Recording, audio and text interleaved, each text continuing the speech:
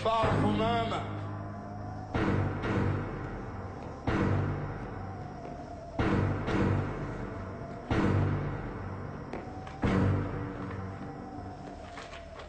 أخ شريف، الحكومة حكومة كافرة فاسقة وداعرة.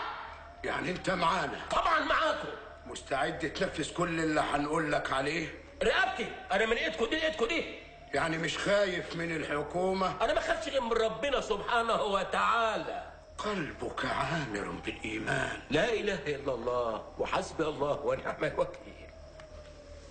أخ شريف، أيوه، جت اللحظة اللي القدر اختارك ليها عشان تقدم أكبر خدمة للأمة الإسلامية كلها. طبعا طبعا.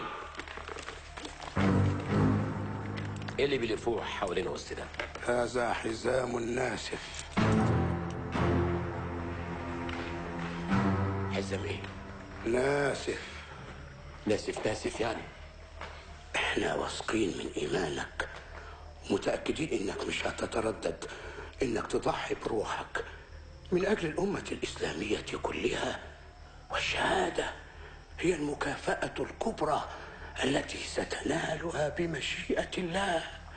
أنت مكانك مش هنا. أمال فين؟ فوق. فوق فين؟ فوق مع الشهداء. وانتوا هتقعدوا هنا تحت وأنا هطلع فوق لوحدي؟ أيوة. طب ما تطلعوا انتوا فوق وأنا استناكوا هنا تحت. هذا قدرك. الحزام ده هينفجر بعد ساعة من دلوقتي بالظبط، وانت عارف هينفجر فين. فين؟ في العمارة كلها، بما فيها سفارة الخنازير والقردة.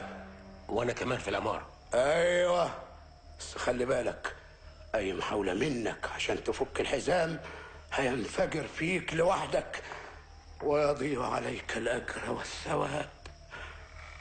توكل على الله فهو حسبك ونعم المصير. ونعم المصير.